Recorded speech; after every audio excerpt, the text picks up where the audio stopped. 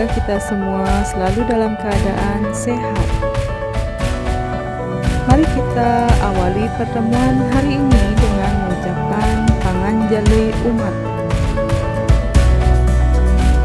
Om Swastiastu.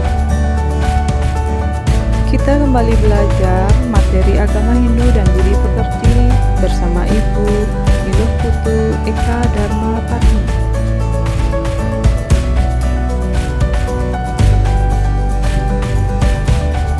Tujuan pembelajaran kali ini melalui kegiatan pembelajaran dengan pendekatan saintifik, peserta didik dapat menjalankan ajaran agama dan meyakini Tuhan Yang Maha Esa. Toleransi dalam kehidupan sekitar dengan model inquiry menjelaskan pengertian dan hakikat ajaran moksha.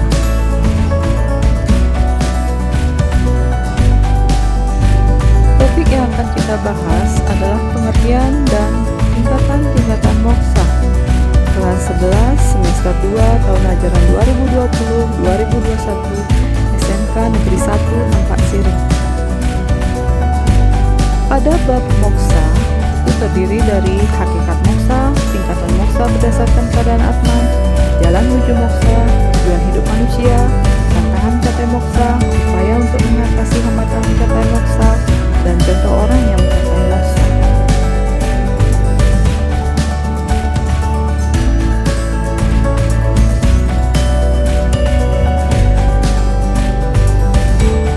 Jadi, menurut kalian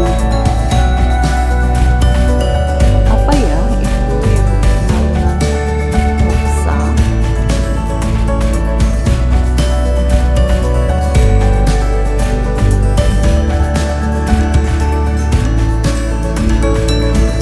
Baiklah, mari kita kembali mengingat 5 keyakinan agama Hindu yang disebut dengan Pancasrada, yang terdiri dari Widisrada, Atmansrada, Dharmapalasrada, Punarbawasrada, dan terakhir adalah Moksasrada.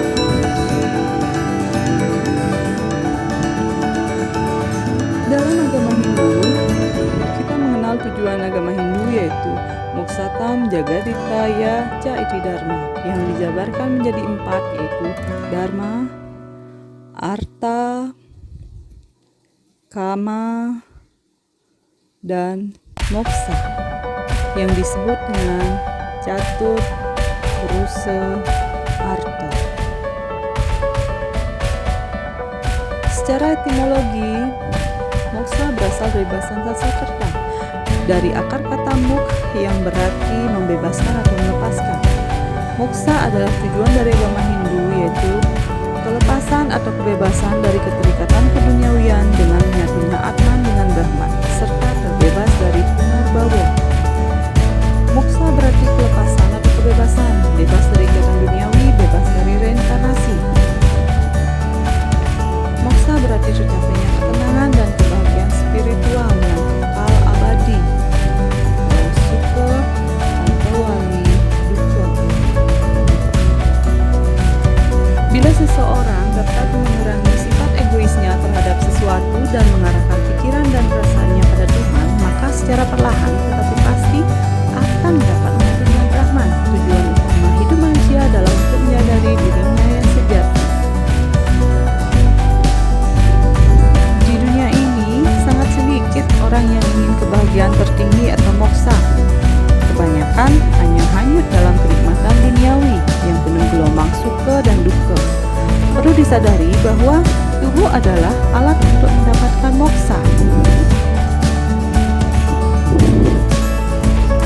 Seperti yang kita lihat dalam Brahma Purana, ada sloka menyebutkan Moksanam Sariram Sadanam, yang berarti bahwa tubuh ini adalah sebagai alat untuk mencapai moksha. Maka peliharalah tubuh kalian dengan baik.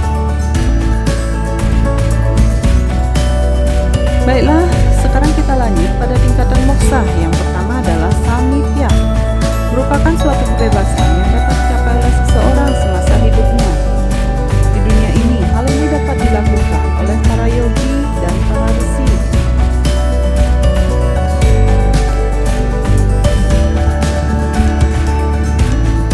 Yang kedua adalah Sarupya, merupakan suatu kebebasan yang dapat dicapai di mana kedudukan Atman merupakan pancaran dari kemahakuasaan Tuhan, seperti halnya Sri Rama, Buddha, dan Sri Krishna. Walaupun Atman telah mengambil perwujudan tertentu, namun dia tidak terikat oleh segala sesuatu yang ada di dunia ini. Yang ketiga, Salokya adalah suatu kebebasan yang dapat dicapai oleh Atman, di mana Atman itu sendiri telah berada dalam posisi dan kesadaran yang sama dengan Tuhan. Dalam keadaan seperti ini, dapat dikatakan beliau, Atman, telah mencapai tingkatan dewa yang merupakan manifestasi dari Tuhan itu sendiri. Dan terakhir adalah Sayujya, merupakan tingkatan kebebasan yang tertinggi di mana Atman telah dapat bersatu dengan Tuhan Yang Maha Esa. Dalam keadaan seperti inilah sebutan Brahman Atman Aikyam, yang artinya Atman dan Brahman sesungguhnya tunggal.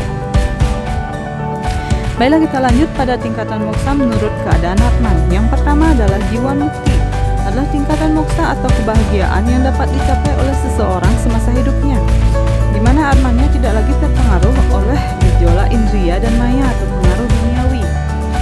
Di mana keadaan Atman seperti ini disampaikan dengan Samipya dan Sarupya.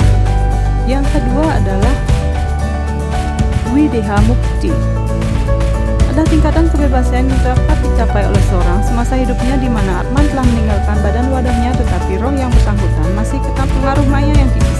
Tingkat keberadaan Atman dalam posisi ini disetarakan dengan Brahman, namun belum dapat menyatu dengan Tuhan. Videha Mukti disejajarkan dengan Salokya.